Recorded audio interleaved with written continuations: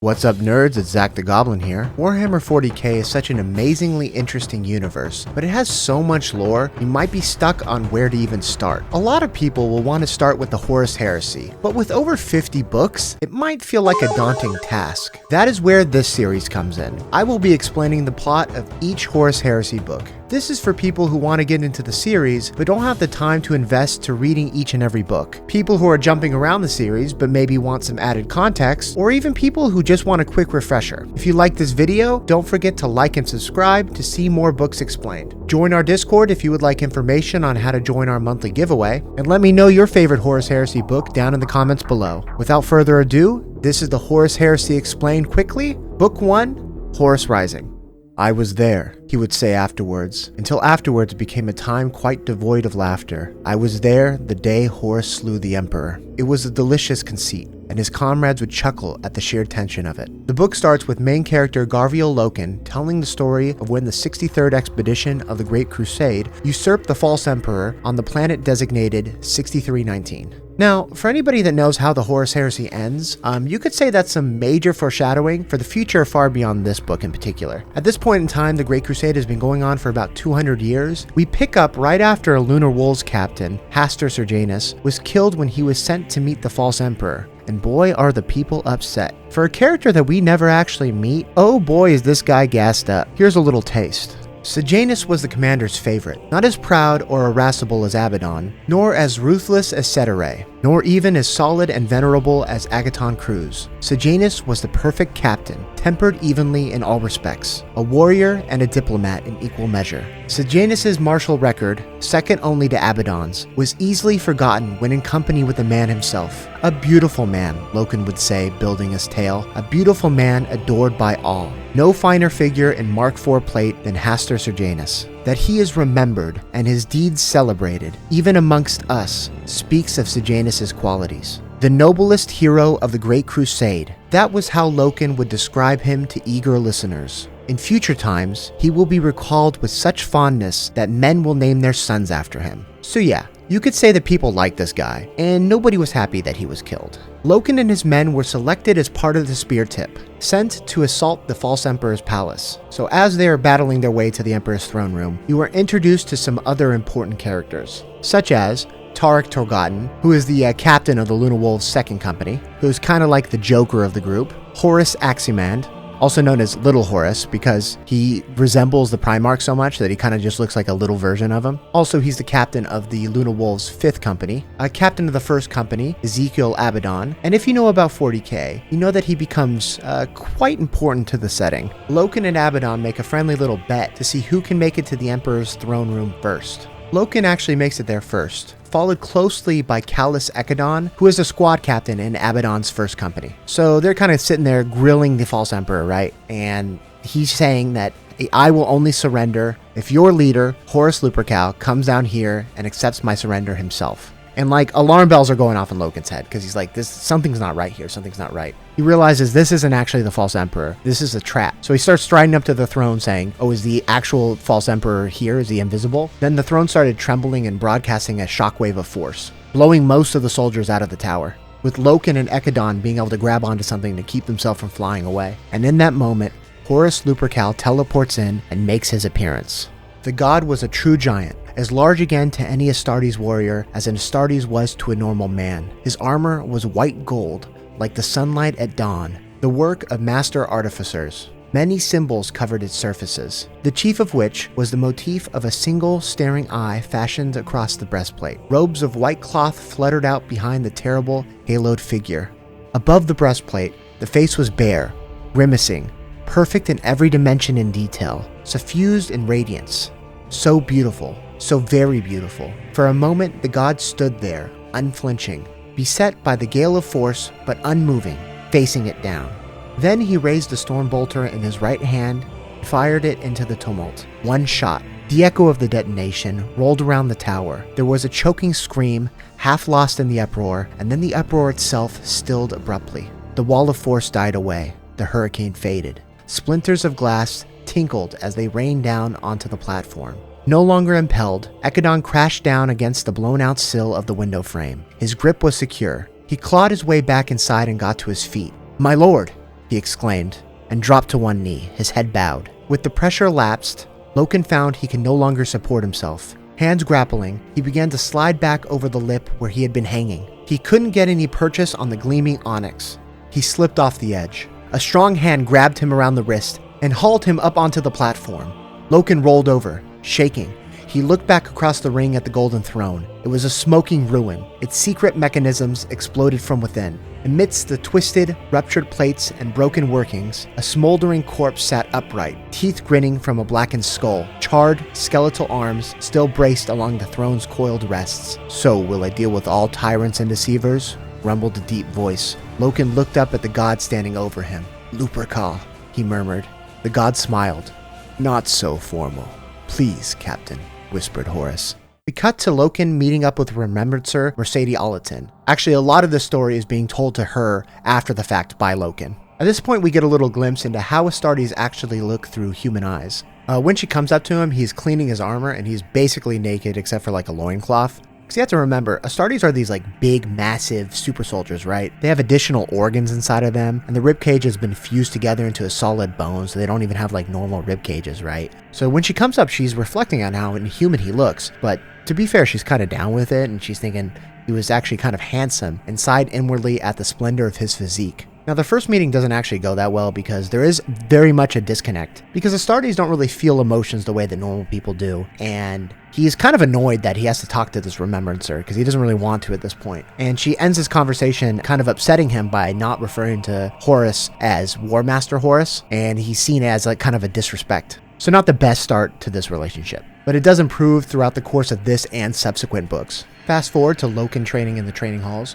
where Tarek Torgotten comes to talk to him. Immediately just starts kind of playing around with him, being like, "Oh, so have you thought about it?" We later come to find out that he's talking about Loken replacing Sejanus in the Mournival. The Mournival being 4 of Horus's most trusted captains, acting as advisors to the Primarch and also to kind of keep him grounded. Here we see some more of Torgotten's Joker nature kind of on display. Kind of taking jabs at Loken and being like, "Oh, have you heard the rumors that Ekadon seconded you?" And Loken's like, "No way, the Ekadon fucking hates me." Torgotten's like, "No, yeah, he does. You're right. But Abaddon actually did." Then Loken leaves to go meet up with Kirill Sinderman, who's an iterator, and has acted as kind of like a mentor and teacher for Loken. And goes on to talk about how it's important to kind of ground yourself in your humanity, while also talking about the Imperial truth and how important it is to spread that across the galaxy. Then even later, we follow Loken as he's actually going to join the Mournival. And he's met with Little Horus, Tarek Torgotten, and Ezekiel Abaddon. And there's like some ritual, they go out onto the water and there's like oaths to be said. And Loken's not really for that because, the Imperial truth, there shouldn't be any religion or anything. It feels too ritualistic for him and he doesn't really like that. But they're like, "Nah, dude, it's cool. This is just about Brotherhood. This is just tradition. It doesn't mean anything. This is just about Brotherhood. It's dope. Don't even trip, chocolate chip." And eventually Loken's like, "Yeah, for sure. I will replace Sejanus. I will join this. It's an honor." Then Torgotten asks, "Okay, so when you're gone, this is important, right? So when you're gone on Mournival duties, who's going to lead your company for you?" And they're like, "Surely, Vipers will, right?" And then Loken's like, "Well, it should be Jubal because he has seniority and rank." But then Little Horus is like, "No, even if it should be him, if your heart says Nero Vipers, then it has to be him regardless of rank because that's who you're going to trust. You gotta go with your gut." And he's a big boy. He'll understand. Spoiler alert, he doesn't really understand. We cut over to another Remembrancer named Ignace Kakazi, who's on the recently compliant planet 6319. There's some back and forth between him and the other Remembrancers, but then he ends up going off on his own, even though he's not supposed to. And the whole time he notes that there's definitely resistance still on the planet, and he's kind of saying like, well, what's the point? Eventually all things fall. The Imperial rule here will falter eventually. The whole time he's drinking and getting more drunk, until he eventually comes into this establishment where Imperial soldiers are. And he's talking all that same shit while kind of also insulting the natives. And eventually the soldiers just have enough and they beat his ass. And you cut away. You don't know if he's dead or not. Now back to Loken. He's about to take part in his first duty as part of the Mournival. Now he is warned before by Torgotten that there's going to be a question. It's not going to be directed at him, but he's going to need to answer it. It's kind of like a test. This is his first test. So they're at a war council and they're talking about, okay, 6319 is more or less compliant, but there are still some holdouts in the Whisperhead Mountains. And it's going to take a lot of time and resources to bring them under thumb. So it ends up being like kind of like, okay, what do we do? And then Loken's like, okay, this is my chance. This is the time. So he suggests that a quick solution, and it's Astartes. Send in my company. I will take care of it. The Luna Wolves will take care of this. We'll do it very quickly. Because basically Astartes they're super soldiers, right? They can handle this. And everybody agrees it ends up being the plan. And that was the test he passed. That's what needed to happen. Essentially, Horus wanted this outcome. He wanted to do it, but he needs to maintain this idea that he isn't flexing his powers, right? He's a very political war master. He's smart. He's charismatic. He knows what he's doing. So he needs somebody else to suggest it. And Loken played the part perfectly. Afterwards, the Mordaval joins Horus in a private meeting with the Imperial Fists. And there we meet another important character for 40k as a whole, and it's Sigismund. And he's like, oh yeah, Loken, that was pretty smart, that's a good idea. And Loken's like, yeah, I just can't wait till after the Great Crusade's over and we can rest. And Sigismund's like, there will never be rest. Which is a little prophetic, actually, you come to think about it. The Imperial Fists are there because they've been tasked with protecting Terra, and they're on their way back to it. And there's some back and forth, some shit talking, being like, well, you guys weren't good enough to be here, you're no lunar wolves. And the Imperial Fists are like, fuck you guys, I'll beat your ass, basically. And then Rogel Dorn, the Primarch, comes in. And he's another imposing figure, as all Primarchs are.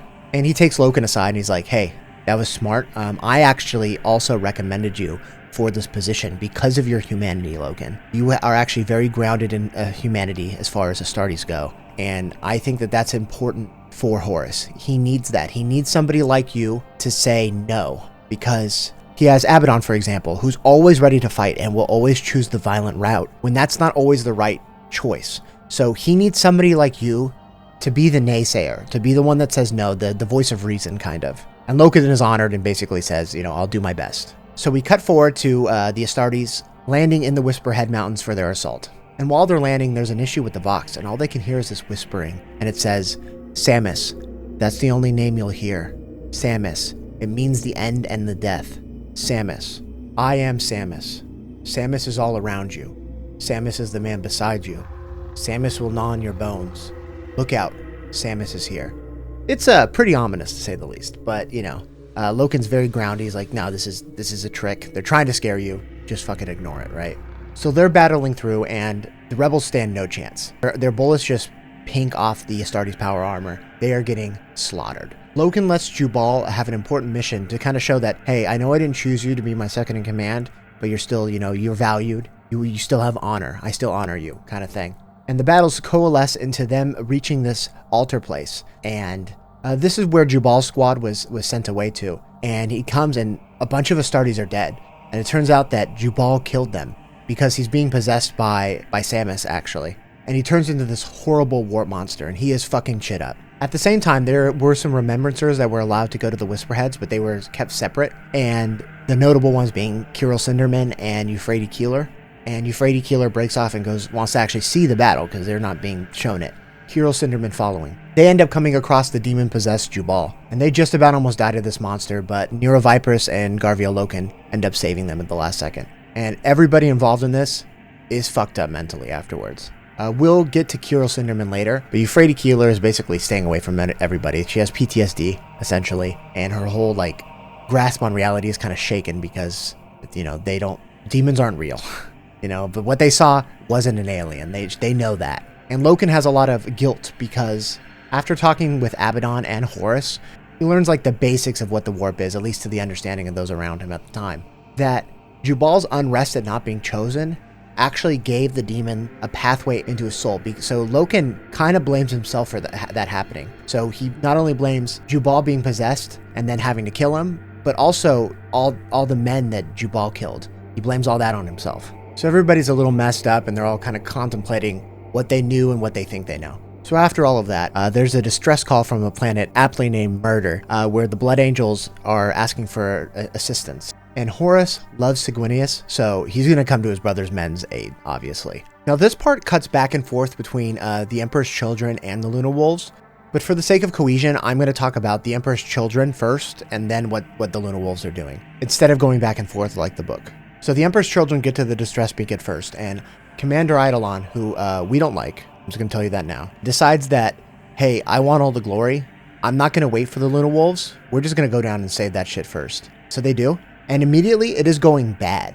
So the planet is infested with these megarachnids who are these kind of arachnid-like aliens, and they are very fast and they are very deadly. And all the Emperor's children were scattered. We follow Saul Tarvitz and his best friend, Lucius, and we kind of get their personality. Saul Tarvitz is a very by the book. He's kind of like an upstanding. He's a line officer. He takes his duty very seriously, and he's like, we got to do this right, in the right way. And then you have Lucius, who's kind of the opposite. He seems a little more whimsical. He's more prideful for sure. And he's like, I want to be the best. I want to get better at fighting with my sword. At some point, he actually takes one of the arms from the Megarachnids and starts using it as a weapon, which Saul Tarvitz does not like, because he's like, don't use Xenos tech kind of shit. And eventually, they're hard pressed. So eventually they come across these big trees, and in those trees are the bodies of blood angels. And it looks like the Megarachnids are feeding off of these. So Saul Tarvitz is like, this is disgraceful. I don't want my brothers to be hanging like this. So he takes all of his charges and he blows up the tree, and it catches on fire, and it creates this big fire. It kind of clears out the air. This essentially created a beacon for the other groups of the Emperor's children to come and meet them there, which was a good thing, so they can actually all group up. But Eidolon is not happy with it, because he's like, oh, you wasted all your charges, even though it was a smart move. But essentially it's because Eidolon didn't like that Saul Tarvitz did something more significant than him. And because Lucius is his friend, he starts to scold him for using that alien weapon. So basically, Eidolon's a bitch, and we don't like him. And they get sent off as punishment to go pick up pieces of the Blood Angel's armor to prove that they were there, and that we found the lost soldiers. And while they're there, them and the main group with Eidolon gets ambushed and attacked by the Megarachnid soldiers. Now I'm going to jump back over to the Lunar Wolves. Loken's going through Jubal's stuff, kind of reminiscing, when he finds this coin. He's like, what's this? Even though he kind of knows what it is. And Vipers is like, I don't know. It's a coin that kind of marks him as one of the members of a warrior lodge, which is essentially like a frat house, but for Astartes. And it's not supposed to be allowed, so Loken is not sick about it. Later, he meets up with Horus Heresy and is like, hey, I want you to meet some people. It's sick, and it ends up being one of these warrior lodges, and Loken does not like it. He is pissed, and he's kind of talking shit about these people. And all the other members of the Mournival are part of this warrior lodge. And he's like, I don't like this. This is secretive. This is bad.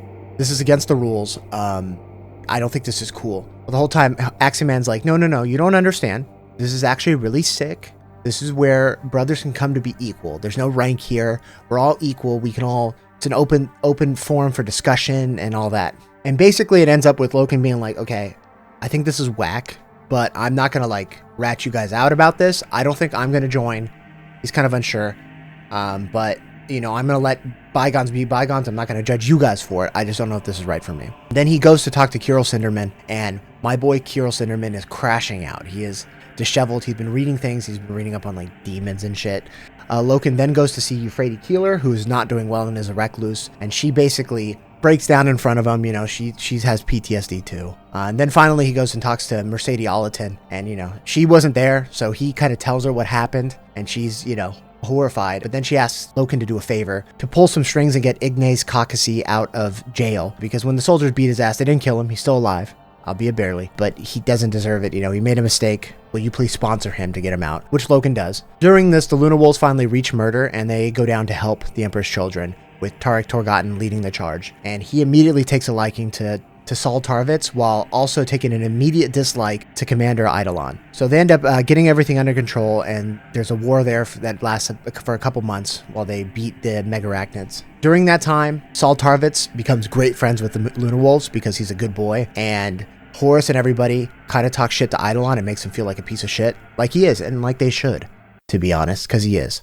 And also, Lucius, being all cocky, he challenges a bunch of people to duels, and he's beating people, and then Loken fights him and just punches him in the face and knocks him down, and you get to see Lucius kind of whine like a little baby. They then get an alarm that they are being approached by unknown ships from outside the system. Those ships ended up belonging to the Interrex, which is an empire consisting of both humans and Xenos. There were these broadcasts coming from the planet that Horus didn't understand, and now it's revealed that it was a warning not to go to that planet because the Megarachnids were there. So the Interrex is like, what the fuck, why didn't you just listen to our warning, dude? And the whole time, Abaddon's like, let's just fucking kill these guys.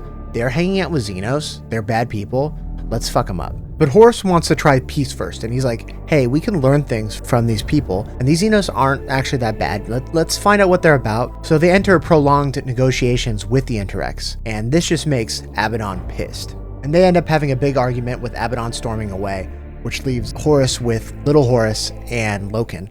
And they're also like, yeah, I mean, Abaddon kind of had a point. They're aliens, sir. Can't be fucking with that. And Loken ends up saying, you know, I know why we should fight the Interrex, but I want to know why you think we shouldn't. Which pleases Horus because he's like, ah, yes, a thinking man, finally. And he goes over to stand next to a painting of the Emperor. The painting showed the Emperor, ascendant above all, catching the spinning constellations in his outstretched hand. The stars, Horus said, see there, how he scoops them up. The zodiacs swirl in his grasp like fireflies. The stars are mankind's birthright. That's what he told me. That's one of the first things he told me when we met. I was like a child then, raised up from nothing. He set me at his side and pointed to the heavens. Those points of light, he said, are what we have been waiting generations to master.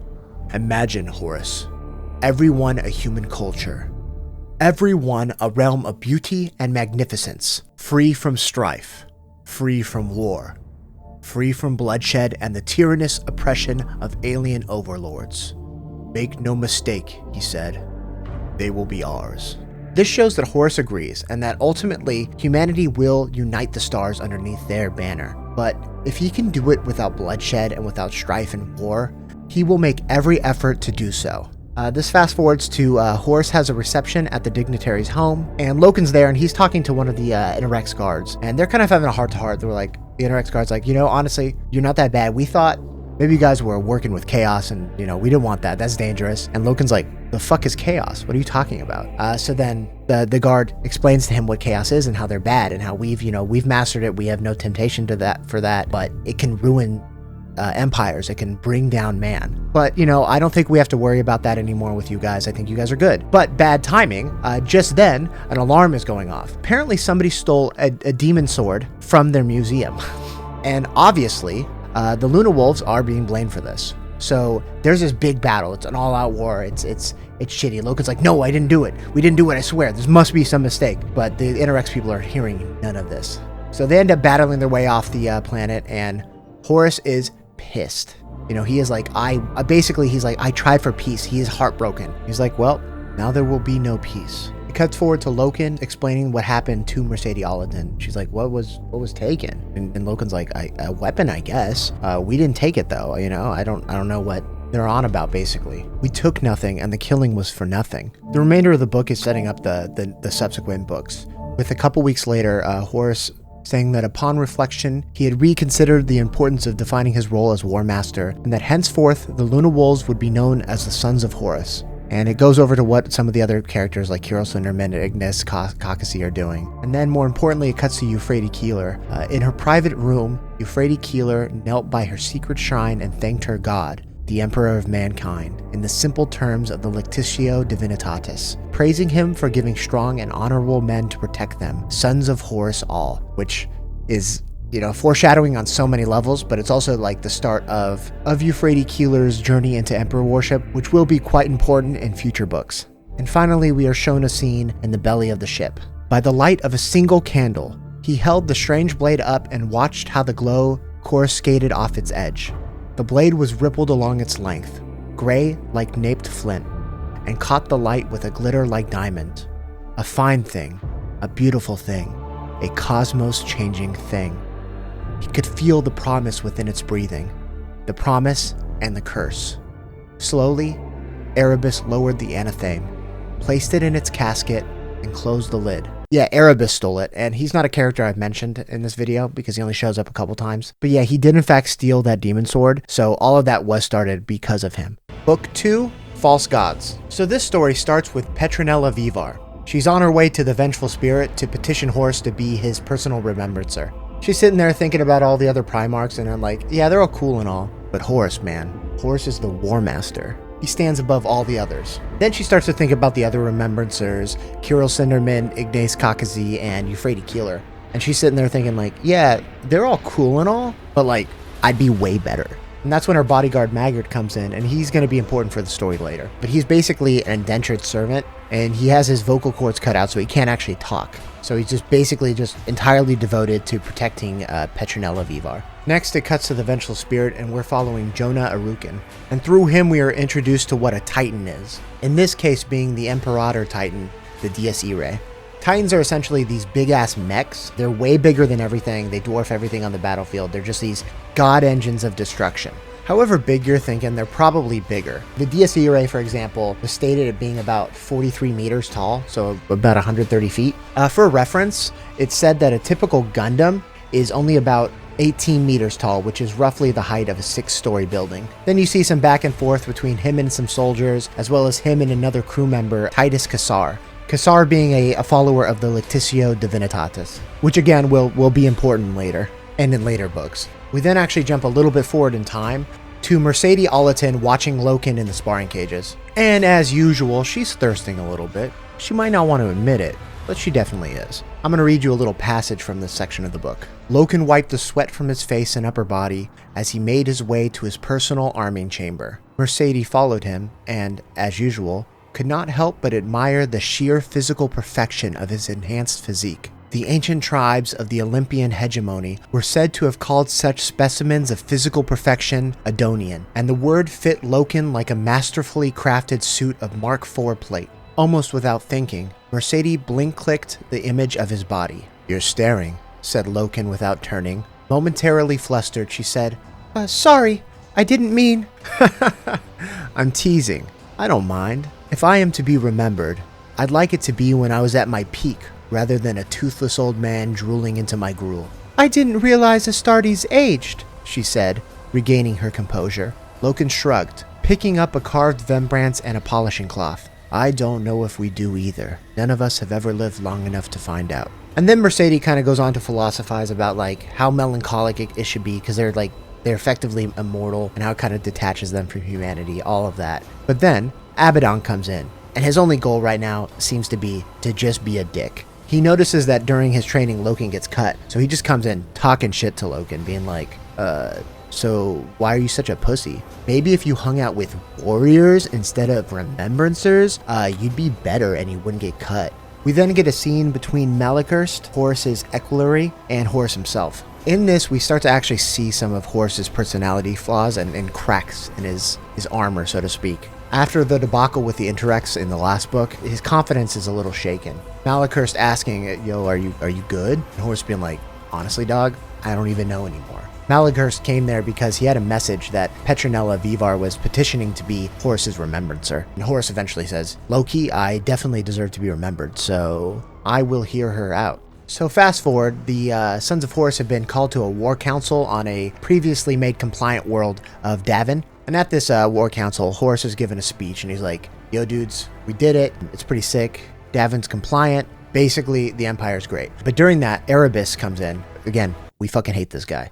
He comes in and interrupts. He's like, "Well, actually, I wouldn't say it's really compliant." And Horus is pissed. Everybody's pissed. They're like, you don't interrupt the War Master, right? Especially if you're just some normal space marine. So Horus is like, "The fuck you talking about, dude?" And ArhPriest is like, "Well, actually, the person you left in charge, Commander Temba, kind of fucked off and went to the moon, and they're doing sorcery and shit. Also, I don't agree with him, but he definitely said that you were a big pussy and you wouldn't do anything about it. And I'm just saying, if that were me, I wouldn't take that laying down. I'd probably go do something about it. But obviously, teach their own. This is your decision." Eventually, Horus is like, "Well, shit, dog, I'm not a bitch, so I gotta go.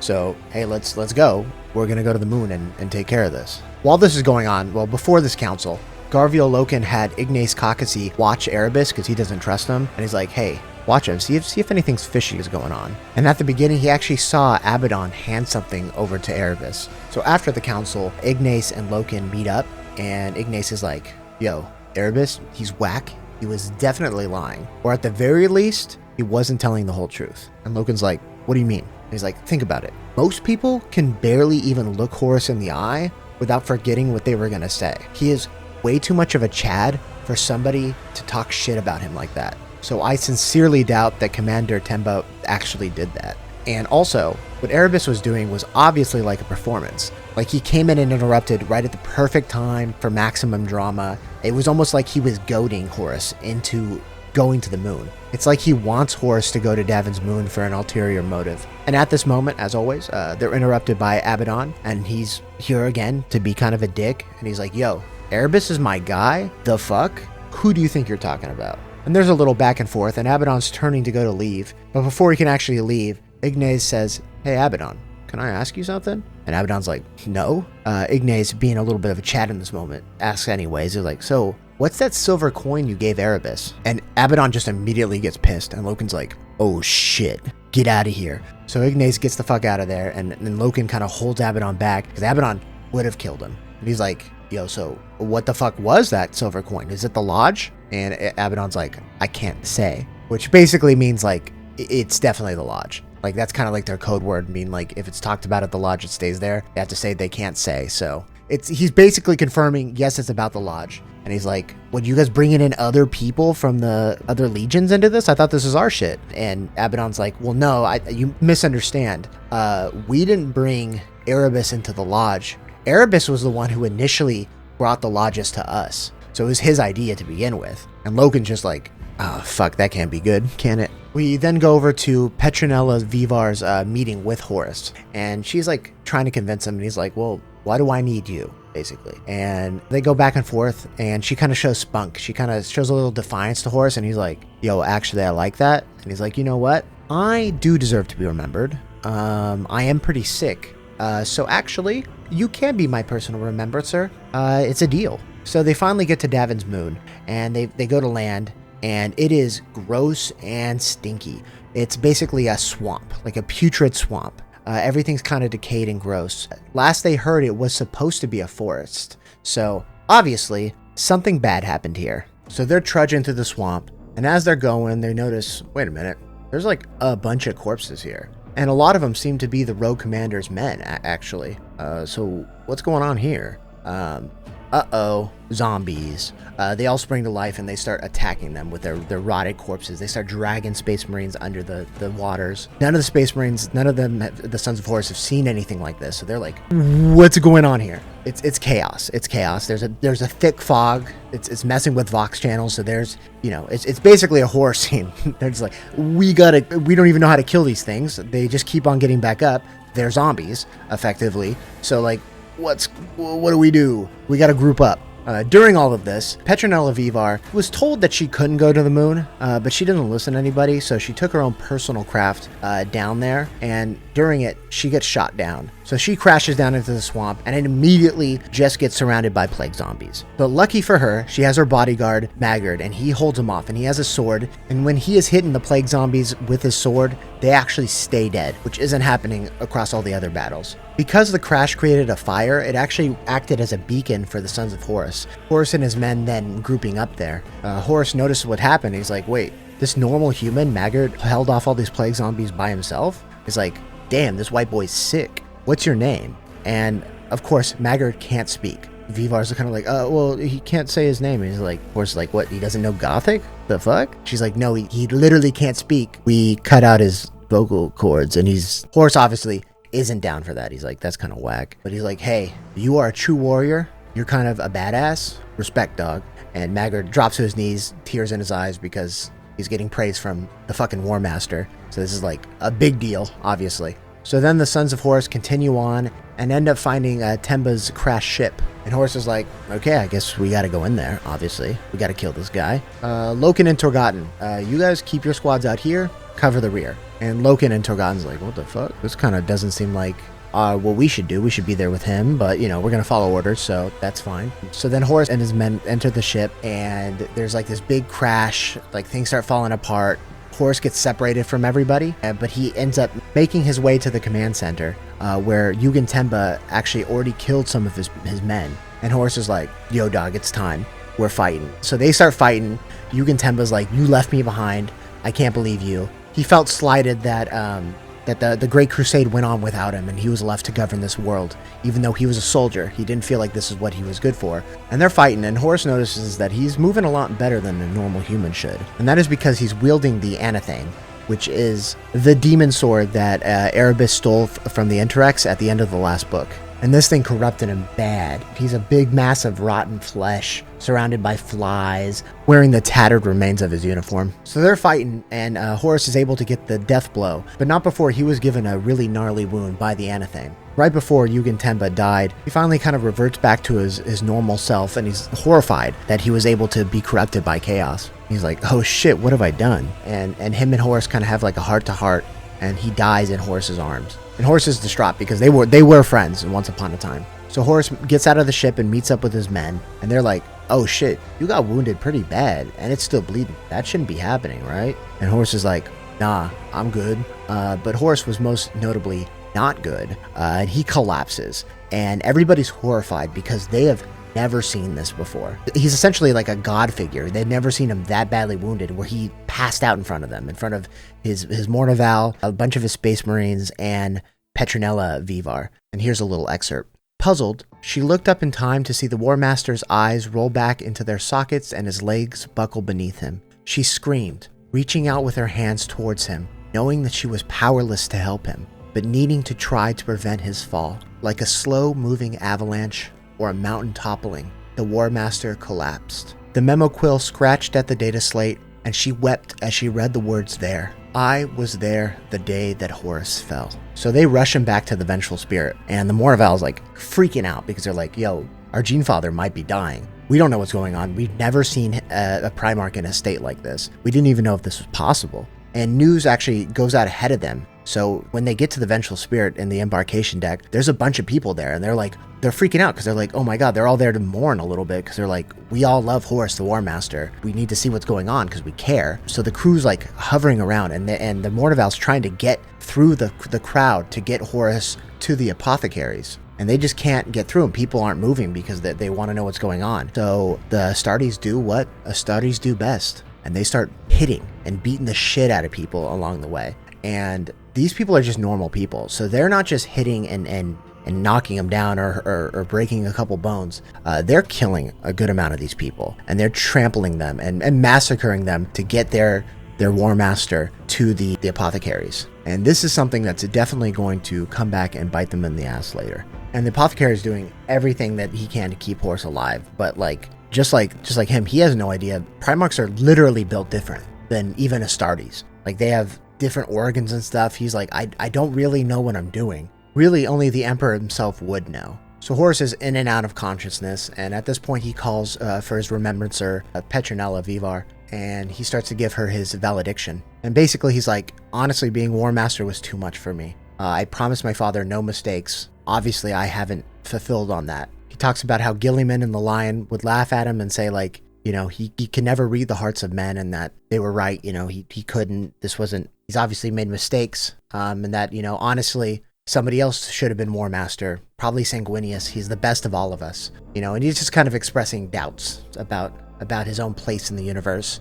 you know, because he's on his deathbed, so he's finally just being honest with himself and his own personality flaws. And so everybody in the Mornaval and is kind of like, yo, what do? We can't let Horus die. He's our dude. He's our Gene Father. He's our leader. We can't let him die. So Torgotten and Loken are like, hey, let's go back to the planet and see if we can find something that'll save Horus. You know, so obviously something weird injured him that isn't normal. Maybe if we can find what injured him, what cut him, we can come up with some kind of antidote or a cure or something, you know. They're grasping at straws, but anything's better than just sitting on their hands. So they're gone.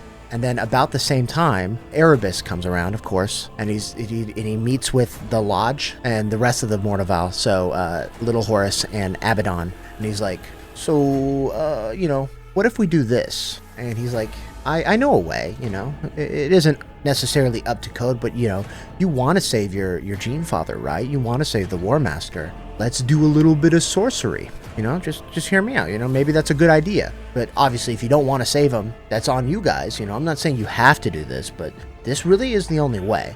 And they all agree because they're just, you know, anything to save Horus, they'll do it. So while that's going on, Loken and Torgotten are back on the moon of Davin, and they actually find the sword, the Anathame. Loken's like, this reeks of Erebus. So they come back to give the sword to the apothecary, so maybe he can like come up with some kind of cure. But by the time they get back, Horus is already inside the Serpent Temple on Davin. and he's already sealed away. And Loken and Torgotten come up to the other two of the Mournival and are like, yo, what the fuck? What are we doing here? And little Horus and Abaddon's like, we're doing what must be done. And Loken's like, this is sorcery. This isn't good. Also, this is ArhPriest's fucking fault. He's the one playing us. Why are you following what he says? This guy's a little bitch. And they have a big fight about it, and they're split right down the middle, with little Horus and Abaddon being for this ritual to save Horus, and Loken and Torgotten being very much against it. So this part goes back and forth between what's happening on the Vengeful Spirit and outside the temple, and what's happening in Horus's near-death dreams. But instead of going back and forth, I'm going to talk about what's happening on the outside,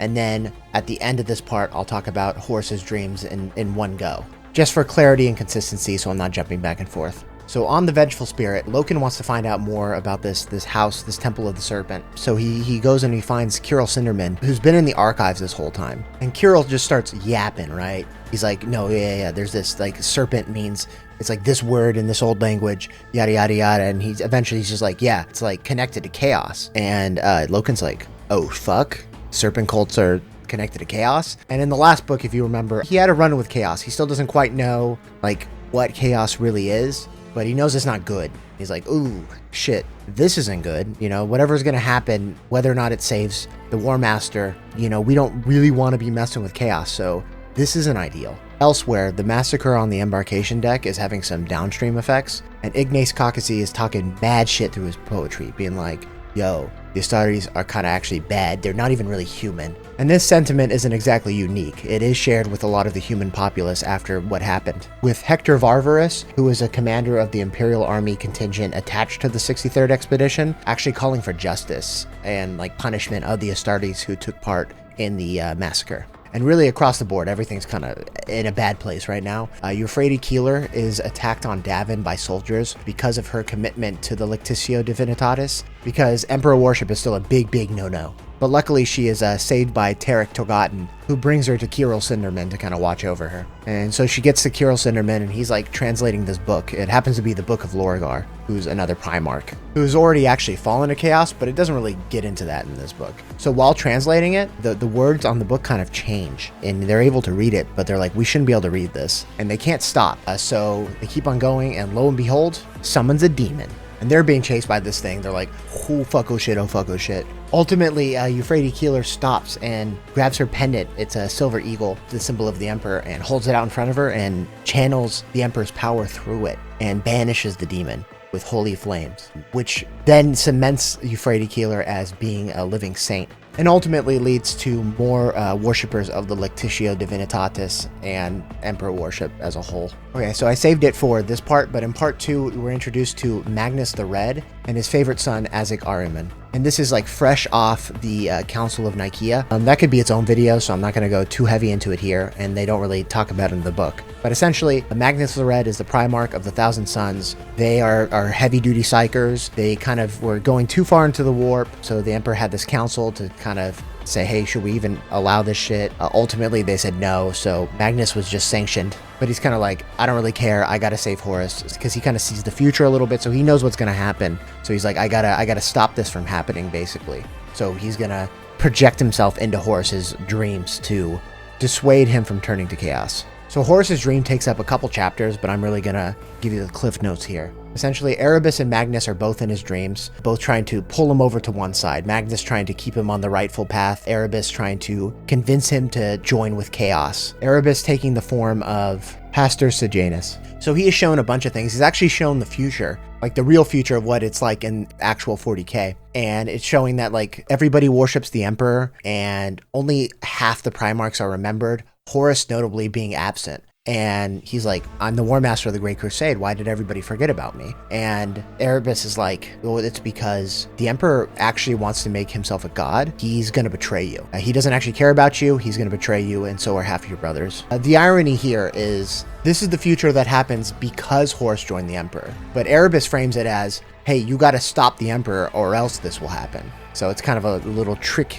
from Chaos. He's also shown visions of the past, of his own creation in the labs on Terra, and the subsequent event that scattered all the Primarchs, which was the Chaos Gods creating this rift in the warp, which scattered them all to the corners of the galaxy. The whole time, Magnus, in the form of a one-eyed wolf, is being like, yo, no, this is whack. Don't listen to them. They're trying to trick you. They're trying to corrupt you. Don't stray from the Emperor's light. This is bad. ArhPriest, obviously a bitch. Come on, don't be stupid. You know, I'm your brother. You can trust me. I'm literally your brother. I love you. I have your best interests in heart. Come on, man. Horus being like, honestly, I can't trust either of you. You guys are both bitches. I've made my choice. Well, not explicitly said here. It is obviously to work with chaos. I mean, the guy's name's Horus Heresy, so this part ends with Horus leaving the temple alive and well to the elation of all of his men. Torgotten and Loken are super happy. Everyone chanting Looper Call for the revived War Master. Some time passes, the expedition encounters the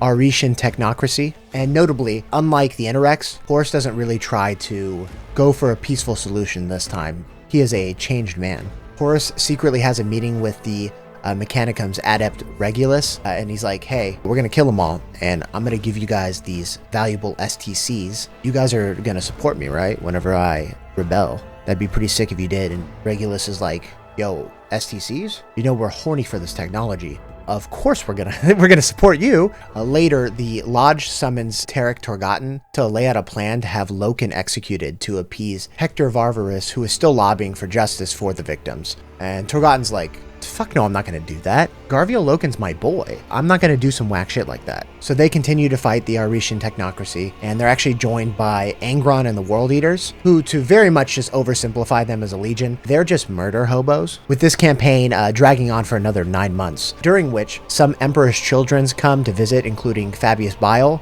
who is another very notable character for this setting, who ends up giving it to his Primarch Fulgrim. The war against the technocracy is reaching its conclusion, right? World Eaters are creating mayhem. Angron runs ahead at the final charge and ends up getting blown up by a bunch of landmines, and everybody's like, oh shit, we just watched somebody die? But the Sons of Horus and the World Eaters together, they storm, they make it over, and they have the technocracy beat. They're defeated, and they are right about ready to give up. Hector Varvarus is there to accept the surrender, but right before they can actually do that, Angron just bursts out of the rebel and just starts slaughtering people. So the Astartes are like, well, I guess we're just killing all of them. So, you know, they kill everybody there. And in the confusion, Varvarus is actually killed himself. So the technocracy is done with. So now Horus decides to clean house. Magard, Petronella Vivar's bodyguard, is now a super simp for Horus because he complimented him. So Horus sends him to murder Ignace Cocracy because obviously he's been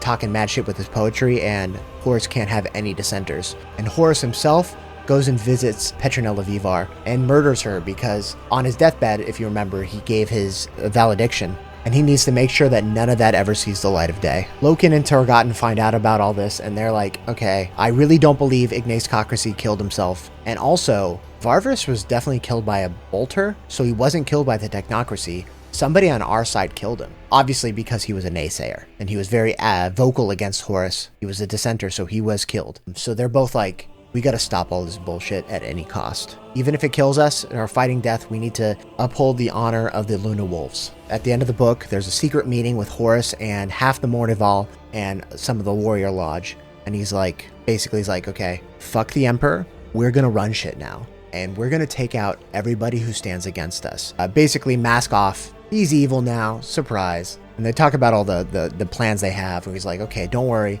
Magnus is not going to leave Prospero alive. He states some of his other treacherous plans for some of his other brothers, and he states that some of them are already or will soon be on his side. And I will end with the final excerpt of the book. That will take time, said ArhPriest. Horus nodded. It will, yes, but it will be worth it in the long term.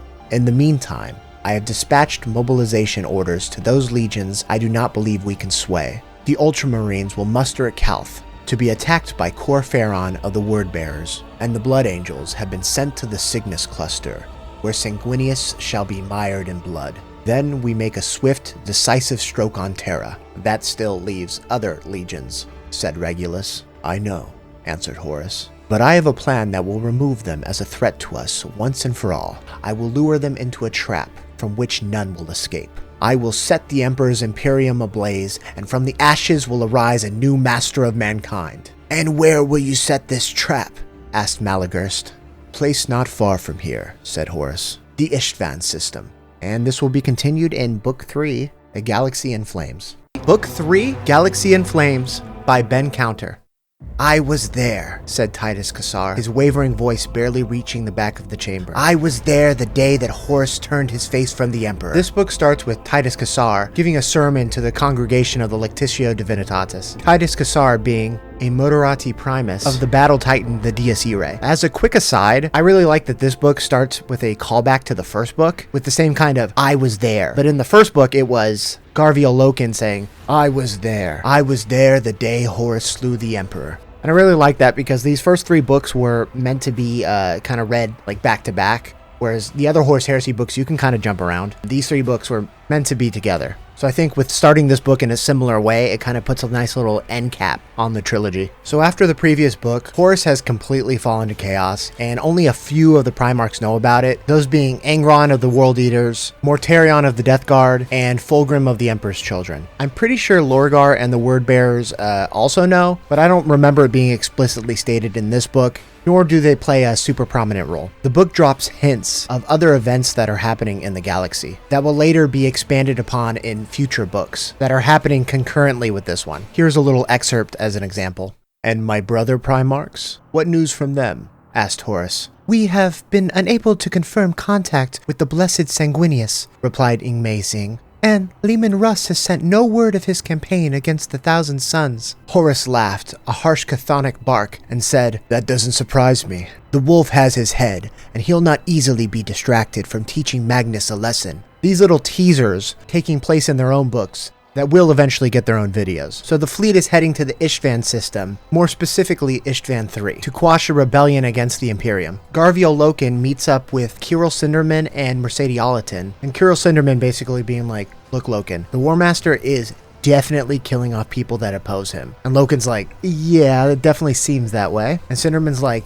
"Yeah, Carcasse's dead, and other things." And Loken's like, "You mean Keeler?" So after Keeler banished a demon in the previous book, she fell into a deep coma, and now the Lectitio Divinitatis is viewing her as like a saint. Even the skeptical Kirill Cinderman is like, "Yeah, she definitely is." This is interrupted by Malakhurst, the War Master's equerry, who's like, "Hey, yo, this isn't allowed. The War Master's edict definitely says no civilians are allowed out and about on the ship." But Loken being like, "No, they're remembrancers. I can vouch for them. They're okay." With Malakhurst basically being like, "Yeah, I don't care." Then the former bodyguard Magard marches into the room with about a dozen soldiers, with the remembrancers being escorted back to their rooms with guards posted out to make sure that they don't leave again. This kind of shows that the ship is basically on martial law right now. It's not good. Tensions are high. Around the same time, Chief Astropath Ingmei Sing is being questioned about the saint, Euphrates Keeler, and her whereabouts. And Ingmei Sing is like, "Oh, okay, this isn't good." So on the down low, she sends a telepathic message to Kirill Cinderman being like, "You must save her, you gotta help her." So Kirill Cinderman ends up tricking the guards to let him out, and then goes and recruits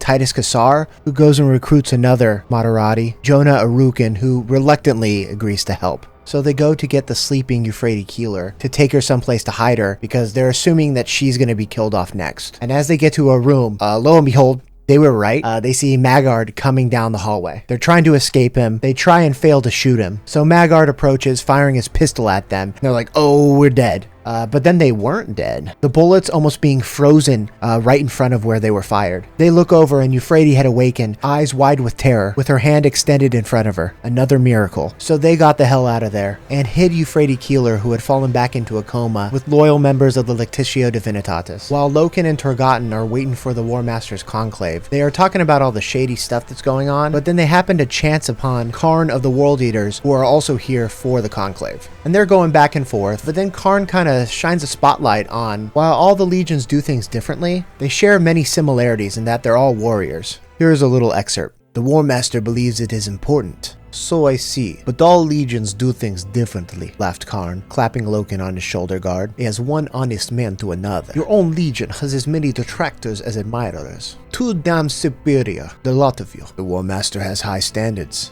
said Loken. "So does Angron, I assure you," said Karn, and Loken was surprised to hear a note of wariness in Karn's voice. "The Emperor knew that sometimes the best course of action is to let the World Eaters do what we do best. The War Master knows it too, otherwise we would not be here. It may be distasteful to you, Captain, but if it were not for warriors like mine, the Great Crusade would have foundered long ago." "There we must agree to disagree," said Loken. "I could not do what you do."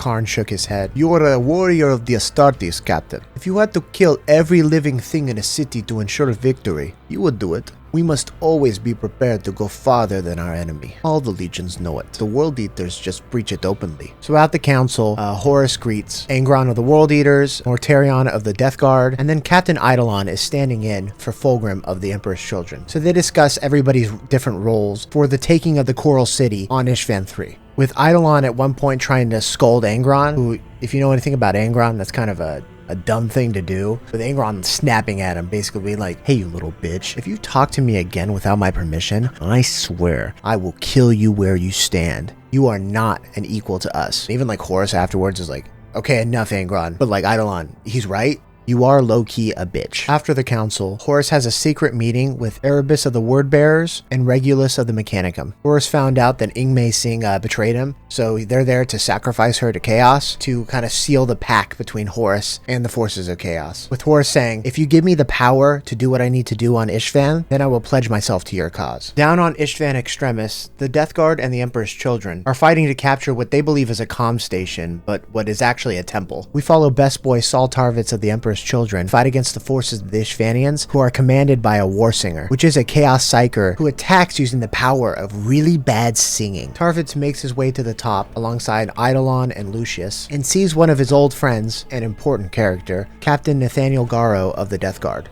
And he's like, oh hell yeah, that's my dude. And then all of a sudden the Warsinger comes out and just unleashes a sonic blast on Garro. When the dust settles, Garro is sliding off a ledge, with Tarvitz saving him, pulling his bloodied body out of danger. Tarvitz is like, oh hell nah, that's my dude. So Tarvitz makes it up there and Eidolon is already fighting him, but he's on the ropes. Tarvitz is able to distract the Warsinger, and with the distraction, Eidolon gets up and screams at the Warsinger, crippling her, allowing him to score the final blow. And Tarvitz is like, wait a minute, we can't do that. What's going on here? Later on the ship, Tarvitz confronts Eidolon, is like, yo, so I really gotta know what that was. So Eidolon relents and takes him to Fabius Bile, who turns out is upgrading some of the Emperor's Children, and they extend the offer to Saul Tarvitz. But Saul, being a straight shooter, is like, no, I'm not gonna do that. That's wiggity whack. You guys are kind of whack. I'm not gonna do this. I'm good.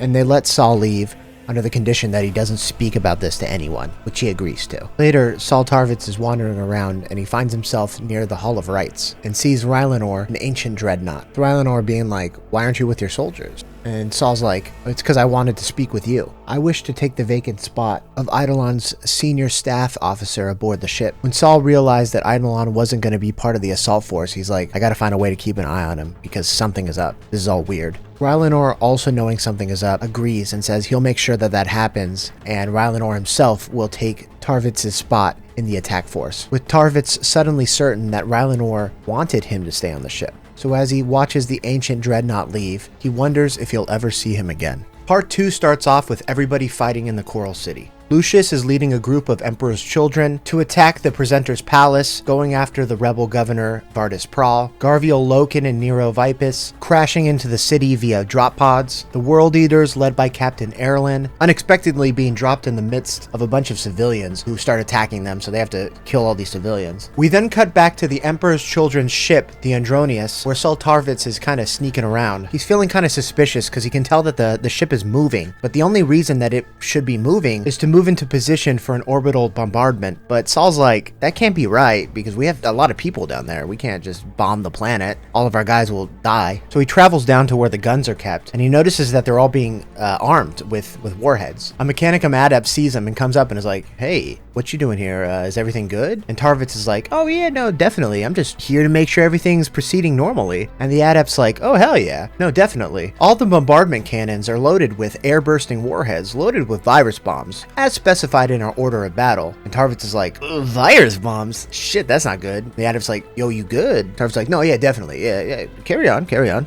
And as soon as he gets out of there, he's like, oh, I gotta warn these guys. So he goes and steals a Thunderhawk so he can fly down to the surface to warn everybody. Word gets back to Eidolon that Tarvitz stole a Thunderhawk and is going down to the Choral City. And he figures out, oh, he's going to warn him. And he's like, well, we can't have that. So I'm gonna send 2 fighters to go and blow him up. Then it cuts over to the bridge of the Eisenstein, where Death Guard Captain Nathaniel Garro is in charge, having been denied a place on the assault force due to his injuries. And he gets reports about the runaway Emperor's Children's vessel, so he plots a course to intercept intercept, and he hails him down on comms, and he's like, yo, what are you doing? Stand down. And Saul's like, Nathaniel? Oh, baby, is it good to hear your voice right now? And Nathaniel's like, dude, what are you doing? I have orders to shoot you down. And Saul's like, yo, dude, you gotta trust me. We're homies, we're cool. You gotta trust me. And Nathaniel's like, yeah, that's my battle brother, my sworn honor brother. I gotta do what I gotta do. So he ends up shooting down the 2 pursuing ships. So Tarvitz tells Nathaniel everything that's going on.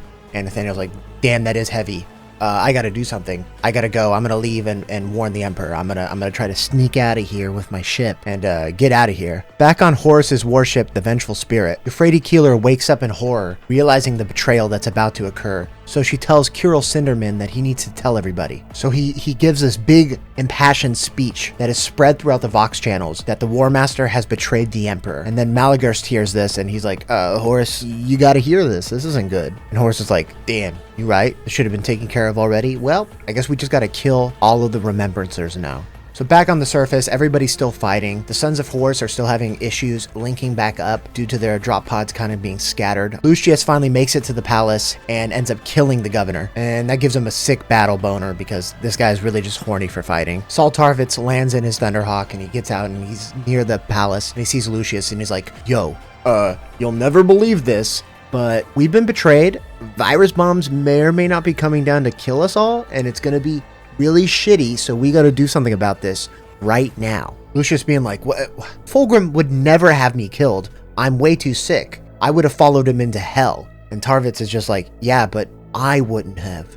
And you're my friend, so obviously, you're being punished because you're my friend. We don't have time for this. We gotta get off the surface. We gotta go down into the catacombs underneath the palace. Pronto. So with everybody warned, people start making their way underground trying to get out of there before the bombs drop. Most of the Emperor's children and the Sons of Horus were able to get to shelter, while a lot of the World Eaters and the Death Guard didn't and were killed by the virus bombs. But Horus wasn't done. With the atmosphere being filled with all the decomposing combustible gases, he orders an orbital strike, which sets everything ablaze. By the time the echoes of the recoil had faded on the War Master's flagship, billions had died on Ishvan 3. On the Titan, the Dies Irae, the Princeps was warned by Horus ahead of time, so he had everything closed off and sealed. And Titus Cassar noticed that and is like, well, that's fishy. But then they got orders from Horus to fire at the remaining Death Guard. Cassar's like, no, I refuse to do that. So him and the Princeps argue, and they end up firing upon each other, with both of them missing.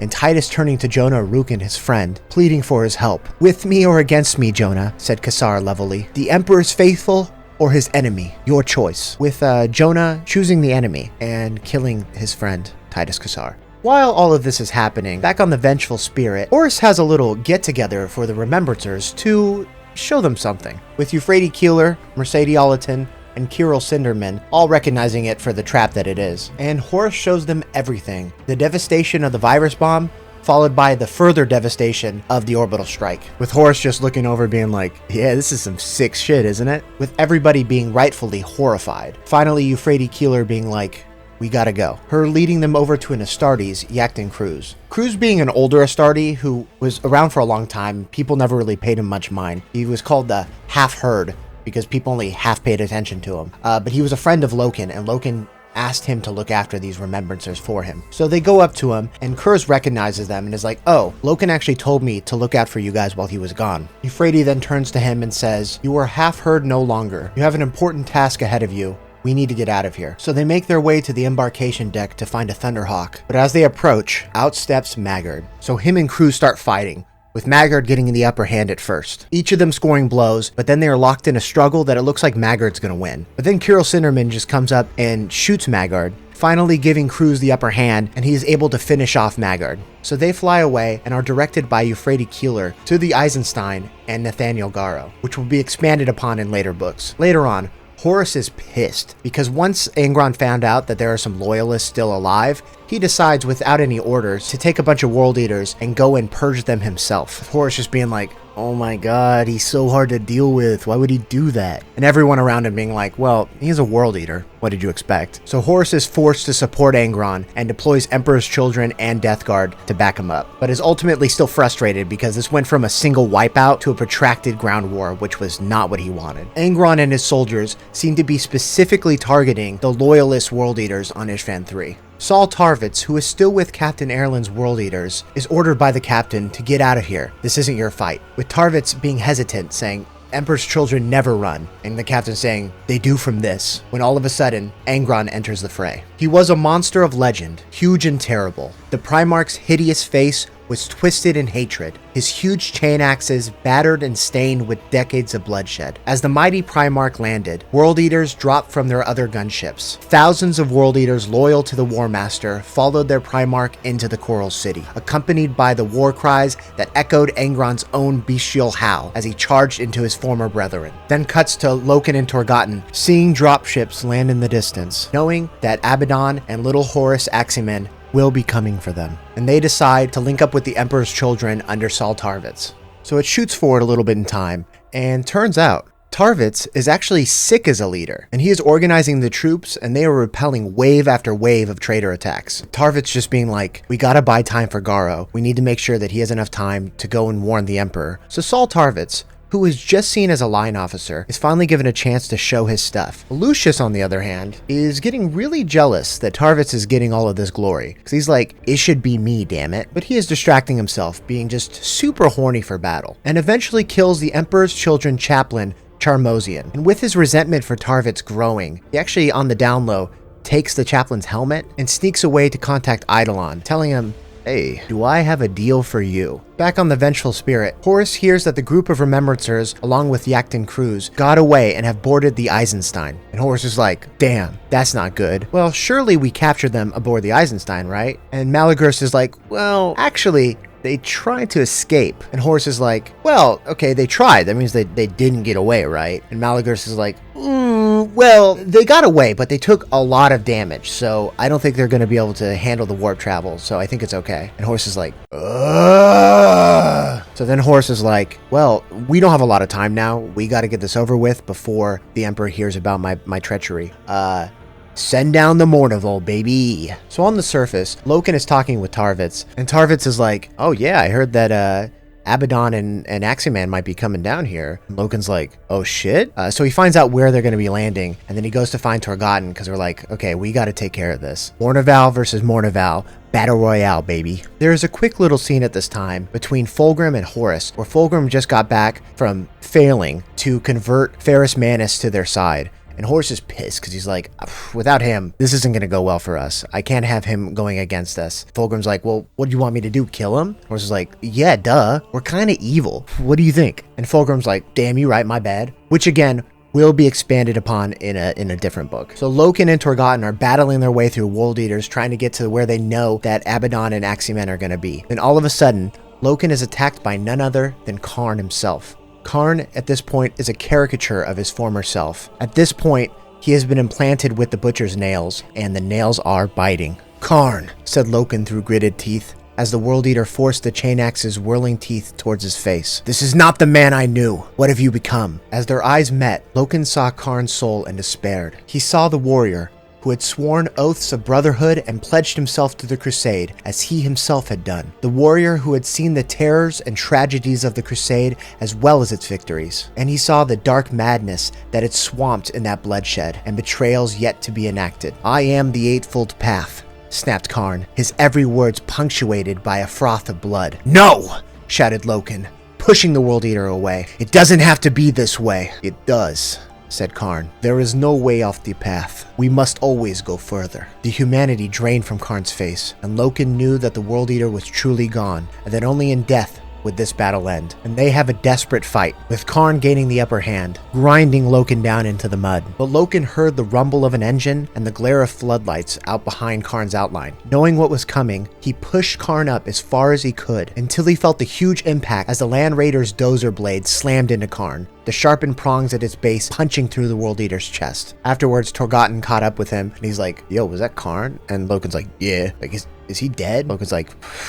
I don't even really know. Let's get out of here. While this is going on, Lucius meets with Eidolon in secret, with Eidolon being like, yo, you got a lot of balls meeting me here. And Lucius being like, hey, I can help you. I can give you the traitors and Tarvitz on a silver platter. I'll kill Tarvitz myself. Damn. And Eidolon's like, well, what do you want? I just want back in the Legion. I can't stand to see somebody as undeserving as Tarvitz getting all the glory that should rightfully be mine. So they come to terms, and Lucius's betrayal begins. Eidolon launches an attack, penetrating the palace, where he massacres the wounded loyalists. Tarvitz, finds Lucius among corpses of loyalist Empress children, and is like, the fuck, dude? So they're fighting, but Tarvitz is severely outmatched, and he is on the ropes. But then he remembers what Loken did when he beat Lucius in the practice cages, and just punches him right in the face. And that buys him enough time where his squad comes up, and they just start firing on Lucius, although he unfortunately escapes. Tarvitz then goes back and rallies all the troops, ultimately repelling Eidolon's assault. Loken and Torgotten finally reach the Parliament House, and with it,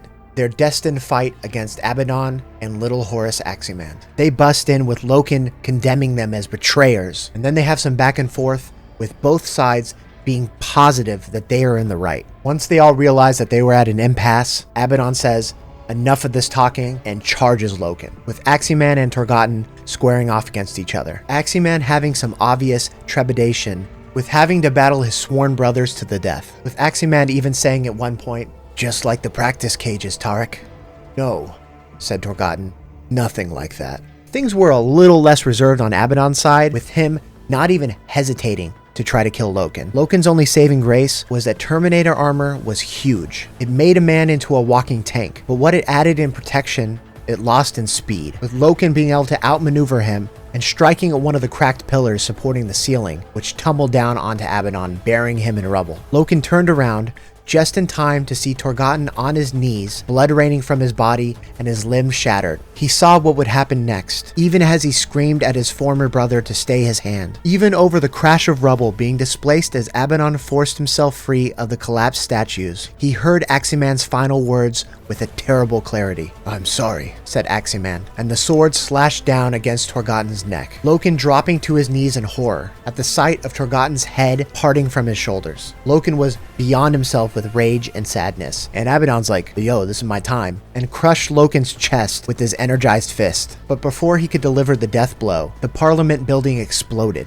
as the Titan, the Dies Irae, smashed it into ruin on its way to destroy the other loyalist Astartes. Abaddon and Aximand escaping, and Loken smiling as the building collapsed around him. And I'd like to end this video with an excerpt. Loken couldn't move his legs. Every heartbeat was agony in his lungs as the muscles of his chest ground against splinters of bone. He coughed up clots of blood with every breath, and he was sure that each one would be his last, as if the will to live seeped from his body. Through a crack in the rubble pinning him to the ground, Loken could see the dark gray sky. He saw streaks of fire dropping through the clouds and closed his eyes as he realized that they were the first salvos of an orbital bombardment. Death was raining down on the Coral City for the second time, but this time it wouldn't be anything as exotic as a virus. High explosives would bring the city down and put a final, terrible exclamation mark at the end of the Battle of Ishvan III. Such a display was typical of the War Master. It was a final epitaph that would leave no one in any doubt as to who had won. The first orange blossoms of fire burst over the city. The ground shook. Buildings collapsed in waves of fire, and the streets boiled with flame once more. The ground shuddered as though in the grip of an earthquake, and Loken felt his prison of debris shift. Hard spikes of pain buffeted him as flames burst across the remains of the Parliament building. Then darkness fell at last, and Loken felt nothing else. If you made it this far, I really appreciate you. Thank you so much for watching. Don't forget to like and subscribe. Thank you again. Goblin out.